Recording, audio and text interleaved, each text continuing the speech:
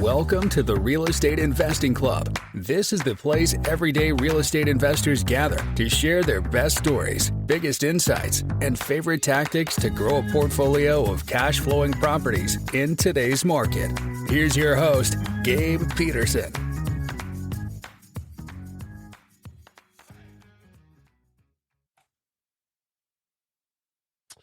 All right. Happy Wednesday, everybody. It is, September the 13th. Man, time is flying. That is crazy. We actually had our first rainy day of the fall season here in Seattle, and everybody's rejoicing because we love our rain up here. So hope you guys are having a good day. We have a great episode ahead of us with Mike Tich, the co-founder of Homeroom. He has him and his partners have a unique business model. They do the room by rental, so rent by the room. They have single family houses, rent out individual rooms. This is a great way to get more revenue for your home instead of renting out, one room or one house and you get $2,500. Now you rent in each individual room for $1,000. So it's good model, and I'm super excited to jump into this. Mike, thanks for hopping on the show. Awesome, great. Yeah, thanks for having me on. Yeah. I told you right before we got on here, we like stories. So why don't you take us to the beginning of your story? How'd you get started in real estate? So I think like many people started kind of my regular job, wanted to buy a primary residence to live in. Ended up finding one there. Then kind of was like looking for other investment properties after that.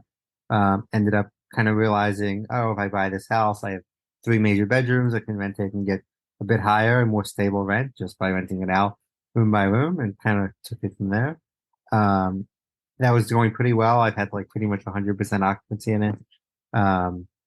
Ended up then partnering with another company called Homeroom, joining as a co-founder to really help them grow. Realized we could kind of like offer it as a service to other people. So a lot of people want to get into room-by-room rentals, want to make higher cash-on-cash returns, want to get now at least just like try to break even. And yeah, we kind of are able to do that for them, right? So we'll find them a property, they purchase it, and then we basically act as their property manager. Sweet, man. I love it. And yeah, this is a really unique model, and I feel like it works really well in those markets where it doesn't necessarily make sense to buy a property as a rental. For instance, you're in San Jose, right? You're in Southern California. I mean, I am personally in San Jose, which is North California. Yeah. But yeah, most of our markets are the places that are like kind of the mid-tier markets, right? So Okay. Dallas, Austin, Tampa, Charlotte. Do you consider Austin to be a mid-tier market? I mean, compared to the Bay Area. Yeah. Okay. Yeah. I feel you. Austin's actually a makes, highest end market, right? So. Right. It makes sense in those markets where the house value kind of, a mortgage that you'd have on the house value exceeds what you get in the rental income. Because then you can rent out in each individual room. So I love the model, especially for people in the coastal cities or in those cities where, house values have skyrocketed in the past 10 years. So what is the difference? The first question I have is, what is the difference between kind of the Airbnb short-term rental model versus this rent by the room model? Because a lot of people do the rent by the room with Airbnb with short-term rentals. But it sounds like you guys are using this for long-term, as you would a standard single family rental. Yeah, I mean, not as many. There's a lot of more stability, I feel like, with the long-term rentals, right? So you don't have to do all the like expensive turns, all the extra work there. Also, the cost is not as high on the management side. It can get pretty expensive to manage. That obviously, if you're local and whatnot, it can kind of, Airbnb kind of makes a lot of sense. Like I personally worked at Airbnb and have been a very long-term super host with them as well. So I also kind of personally dabble in that. But yeah, I feel like it's just it's a bit of a different tenant, right? And you just don't have to think about it quite as much. Yep. Yeah, makes sense. And on that note, who are like when you're renting out by the room, it's going to change who you're renting to. So who are the general, demographic of the people that are looking for individual rooms to rent in a house? Yeah, so I mean, everyone from I would say our average age is about 28. It goes from 18 to about 45, I would say, for the most part. You're mostly single people, kind of just looking for a way to save money, right? So cool. And you have, I mean, I'm sure you have single family rentals that are rented traditionally to a family or to a couple or whatever, for the whole Mhm. house. So, what is the difference in management between the two? Not as many. I mean, obviously, it's a lot more work for us, right? So it's like instead of finding one tenant, you're finding usually six to seven, right? So, um, yeah, it becomes like, yeah, a lot more work. You got to find more people, more turns, dealing with all the issues that come up there. Um, yeah, so it can personally be a lot, especially in some of our areas that are more like B and C tier markets. That's where it can get even more difficult. But yeah, like the Austins of the world, it's not too bad to Yeah. manage. But yeah, it's like we obviously do charge a bit more in property management because it is a lot more work. But the goal is you can make 50% more rent. That gives us a leeway to charge a bit more there too. So 50%, that's the KPI that you're kind of aiming for is you want to yeah, increase the exactly. gross revenue by 50%. Exactly. Yeah, just because there is upfront cost to do construction and add extra bedrooms. Mhm. Uh, so you kind of need to be decently higher to make it make sense Yeah. to do that. So let's talk about the house itself. In the house that I'm living in, it would not make sense to have, to rent out each individual room to different people, just Yep. because there's not a good bath bed combination, I feel like. So Yeah. what are the type of houses that you are looking for when you're trying to execute this model? And and Yeah. then Yeah. if So it we, doesn't we, fit, yeah, let's start there. we do it in three major groups for the most part. Our first group is more like a base model where we will take a house that actually kind of works as is. Mhm.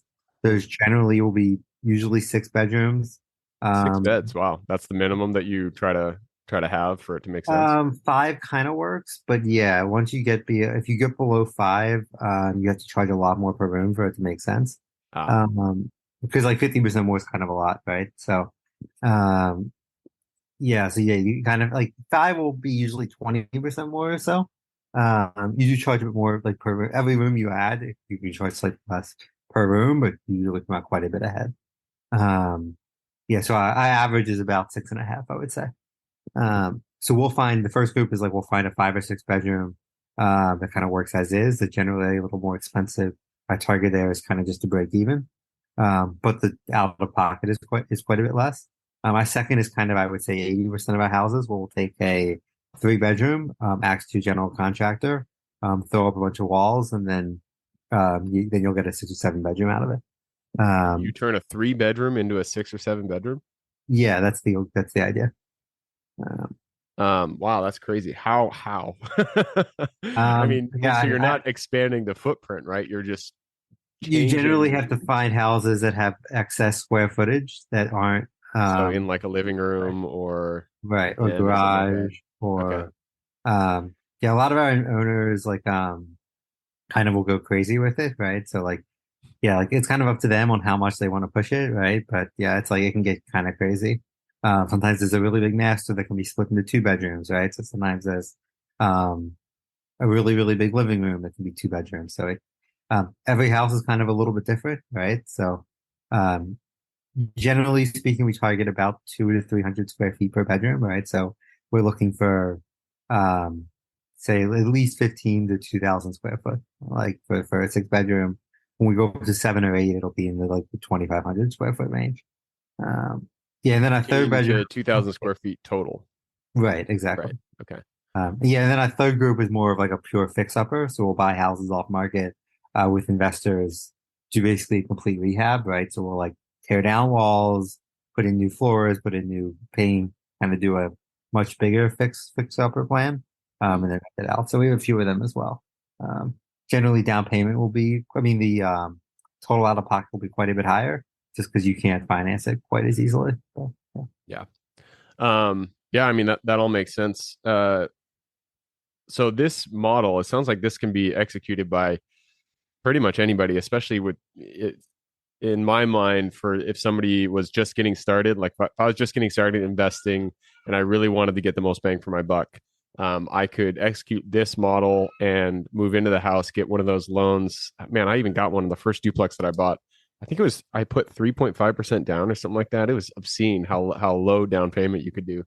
So you do that, you move into one of the rooms, and then you just rent out each individual room to people. Yeah, that's how so like yeah, Johnny, I see that's basically how he started is like he was living in Kansas City at the time and just like did exactly that, bought a 3 bedroom, added the bedroom himself, and then yeah, rented all the other ones with like 3% down. Um, I mean, I think that would be a little bit risky now, right? But like, if you're Oh cash yeah, it's flowing, right? 7% interest. Like, yeah. I mean, like at least if you can break even, I think you'd be okay. I with a 3.5% down, it just gets really tough, right? Because you have to pay PMI, you have to Yeah, pay yeah, yeah, 7.5% interest rate, right? So like, yeah, you're gonna have to push it a little bit to break even. So, yeah. uh, So let's talk about underwriting. I mean, it's one thing, having the idea and the model in your head. Being able to find a property that it actually works for is a completely different thing. How do you guys underwrite them? When you're looking, I'm sure you're looking at one bed, rental rates in the market.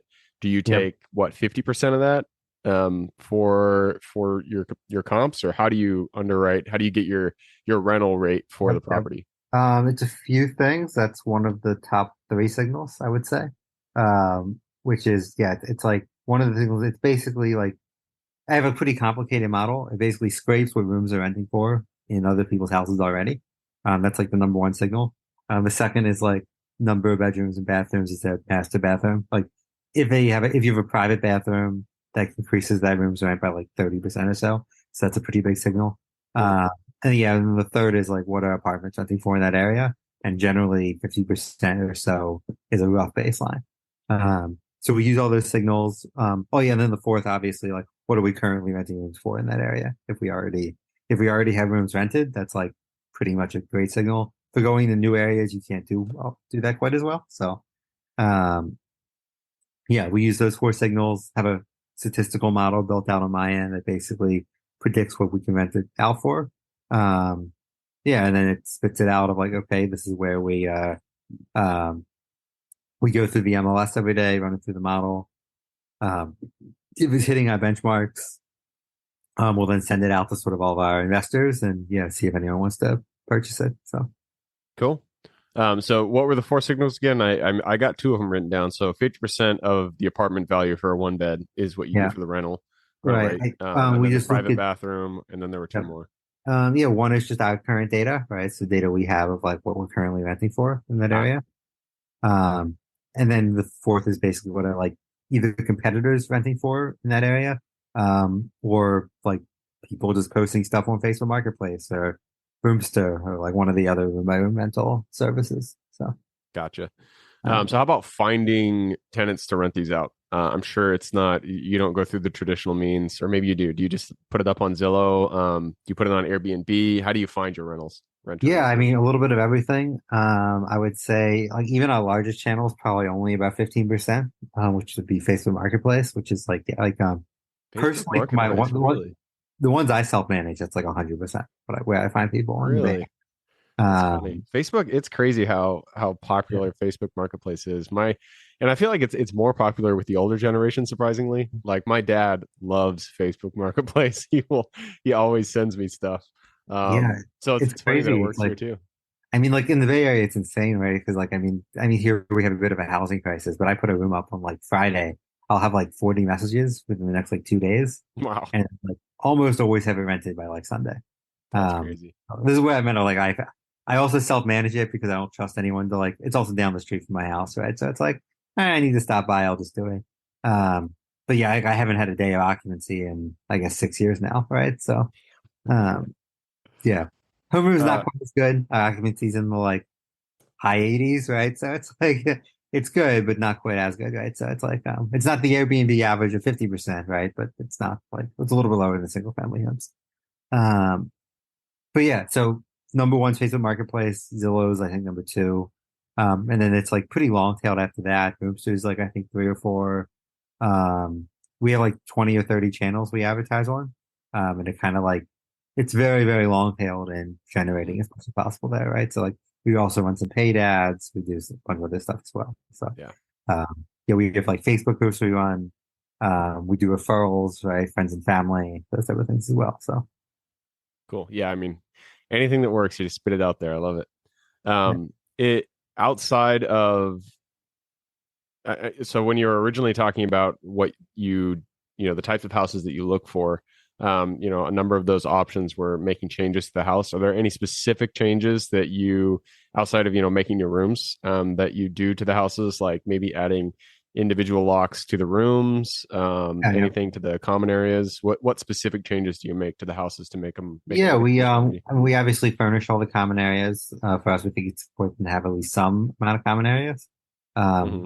Some investors like really want to push it more and kind of don't, but we found it just like keeps the houses full a bit more if there's like they really look nice and have good places to live. So, yeah, if it needs new flooring, we'll come in and put in this like relatively cheap flooring there. If it needs, yeah, like sometimes it needs an extra bathroom, but quite rarely. We try to find homes that at least have two to three bathrooms. Less than that, it just gets a bit iffy.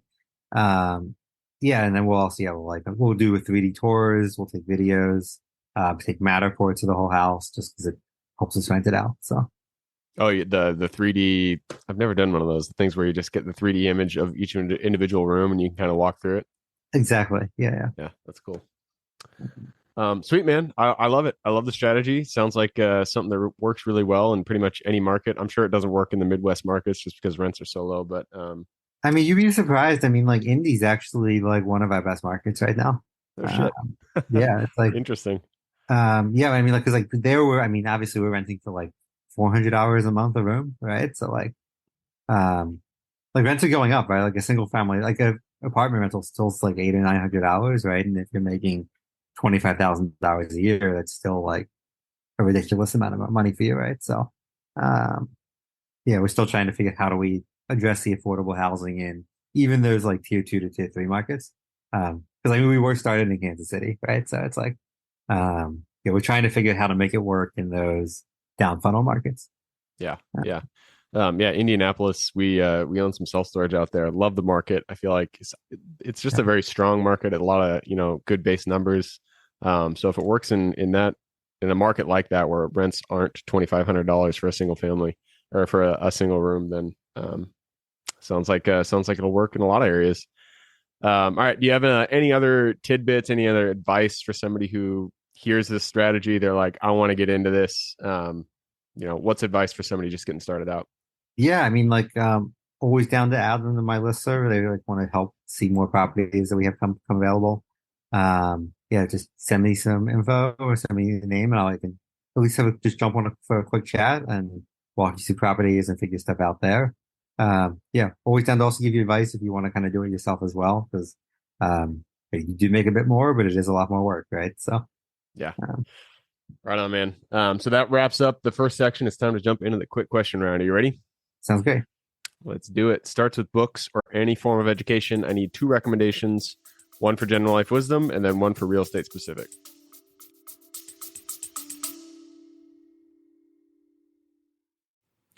Before we continue on with today's guest, I want to tell you guys about a community I'm launching on School to help investors like yourself grow your own portfolio.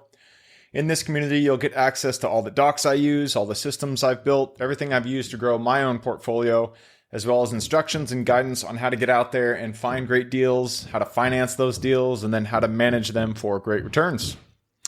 Since we're just launching it, the price will be set at a measly $20 per month, and whatever price you join at is the price you'll have for life. We will be increasing the price as the group grows, so if you're at all interested in growing your portfolio along other investors, now is the time to join. I will put the link somewhere in the bio or on our podcast website at therealestateinvestingclub.com, so if you are interested, head on over there. With that said, let's get back to the podcast.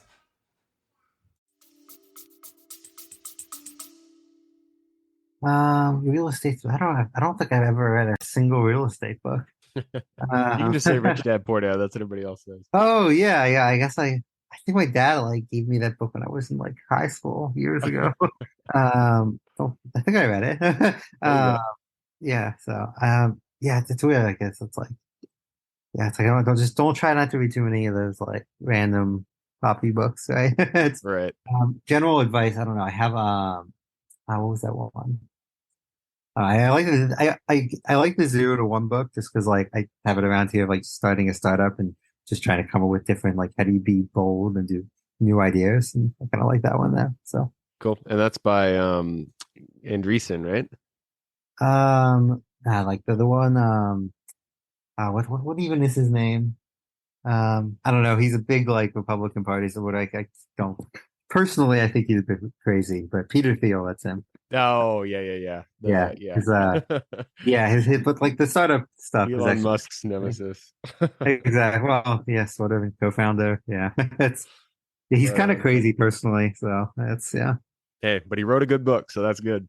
yeah, right. Move on to the next question, and this is for your younger self. So let's go back to the Mike who had zero experience in real estate. He was just looking at that first property. Go to him, look him in the eye, give him one piece of advice moving forward. Oh, yeah.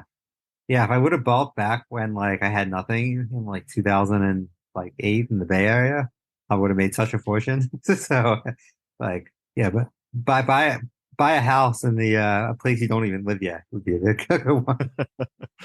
Yeah. Man, I'm gonna chop that down for I wish I got started sooner. We keep a tally on this podcast. I ask this Yeah. question to everybody, and 90% of them say I wish I'd gotten started sooner. And so I always take the opportunity. Anybody out there listening, if you I mean, I haven't wish gotten I did. I don't started, know how it would have been possible. 'Cause I think I started when I was like, how long was that first house? I was like 23. So like, I'm not sure how much sooner I could have started because I don't know what bank in there I might would have given me a loan. So, but it's but yeah, yeah, it's the same idea. yeah. Yeah, I Oh, love it. And actually, I think a good one is I wish I would have bought a house in like my college town. mm, Um, yeah, and I'm not sure how I would have managed it, but like, I had so many friends I could have like cheaply rented rooms to, and yeah, like, and the houses there are so cheap, right? Like, where'd you go uh, to college? Cornell up in upstate New York, and Oh, Ithaca, right? yeah, No, yeah, so, Syracuse, it's like whatever. yeah, Yeah, yeah, yeah, one of those Greek cities, right? yeah. uh, yeah, it's yeah, it was like the cap rates there were like pretty crazy, so. All right, Uh, jotting it down. yeah. I saw a video yesterday, and it showed California home prices relative to income since 1990, Hmm. and once it hit, it was like 2008 in that crash period.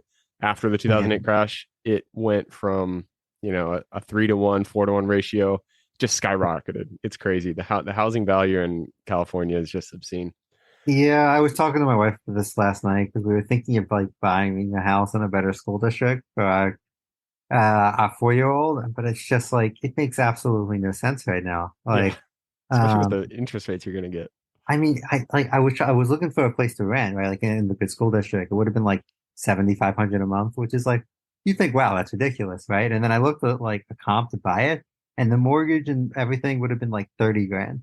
So Oh like. my god, Like who in that's the world can crazy. afford this? I'm doing okay. My wife's an engineer, and like why also like why would you even want to, right? You could rent Right. for a quarter of the price. Like it just doesn't make any sense. Um and Yeah. like the price is not gonna like I guess if the price fell by like 75%, it would be comparable, right? Like Yeah. but yeah. Yeah. It's laughable how expensive things are these days. All right, but this is gonna we're gonna move it on. Quick question round is never quick. It always lasts a while, but it's all good because it's my podcast. We do what we want. Yeah. Second question or third question. This is about your business. It's the first three hires that you do. What were they for you, and would you hire them differently? In different order, not the people, but the positions. If you could do it again today. Yeah, I think it's like it's interesting, right? I think because I was kind of one of the first three hires, like, 'cause I kind of joined as like slightly later co-founder. Johnny started, I guess, about a year and a half kind of before I came on board. Um, so I guess the first one would be, I guess, bringing myself on board full time. Was like, I guess the first important one, right? Because it's like I was working at Facebook at the time, was doing marketing for the company, was doing a bunch of other stuff, but kind of once I fully jumped into it full time, it started going a lot quicker. Um, so I guess hire yourself will be the first one.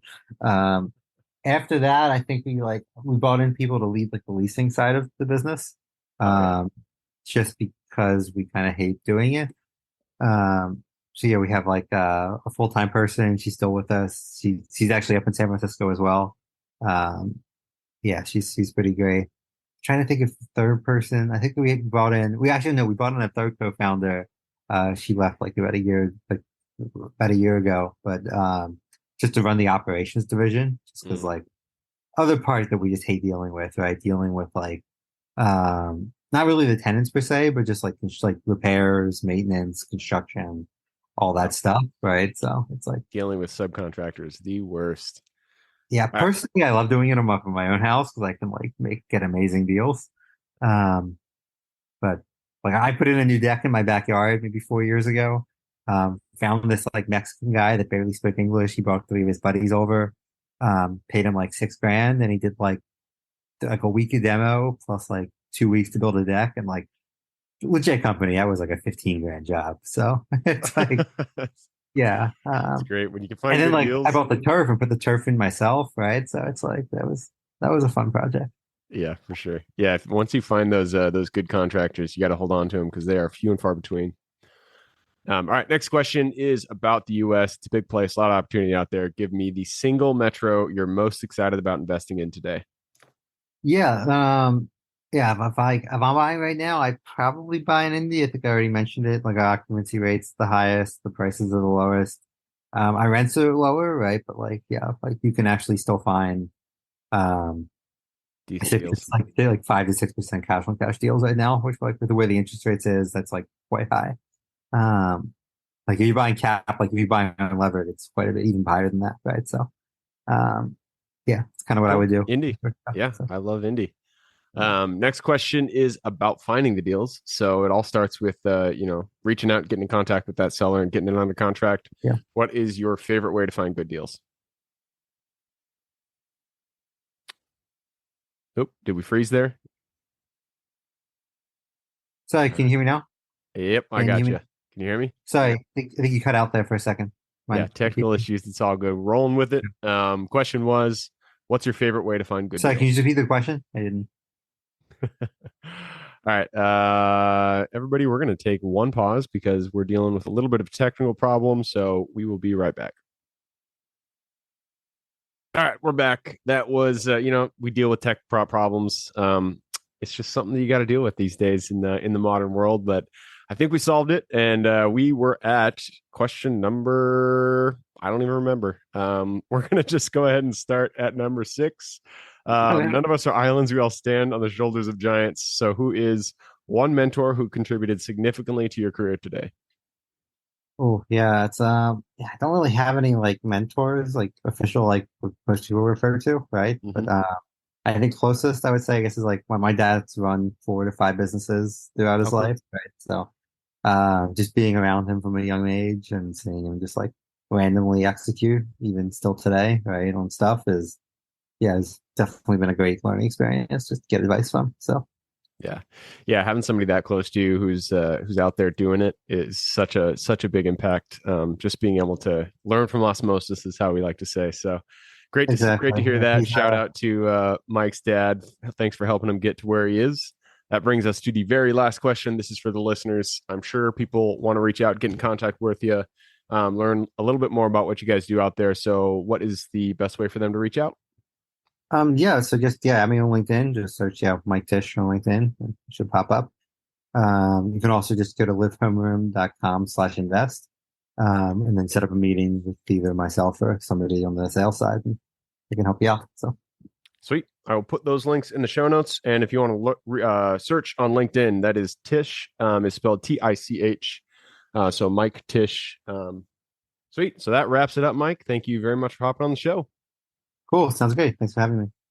Absolutely. For everybody who's here with us today, thank you guys for showing up. You are the reason we do this. So if you guys have any questions whatsoever, reach out to me, Gabe at therealestateinvestingclub.com. And if you guys want to support the show, all we ask, give us a like, subscribe, share, all that jazz. Other than that, I hope you guys have a great week. Keep rocking real estate, and I look forward to seeing you on the next episode. All right, before I officially sign off, I have a quick announcement to make. If you're interested in becoming a passive investor in one of my deals, my own company, Kaizen Properties, is looking for capital partners for our upcoming projects. We invest in what are known as recession-resistant assets, mainly self-storage facilities, mobile home and RV parks, and industrial properties. If you're interested in investing and would like to learn a little bit more about my company, our investing criteria, and some of the previous projects we've done, Go to the Real Estate Investing Club podcast at therealestateinvestingclub.com and scroll all the way down to the bottom of the page. Click on the Invest With Us button. That'll pop up the investor form. Fill that out, and we will reach back out to you as soon as we can. Or if you prefer a little bit more of a personal touch, you can reach out to me at gabe@therealestateinvestingclub.com. So really, that is it. Again, it was a pleasure hanging out with you guys during this episode, and I look forward to seeing you on the next episode.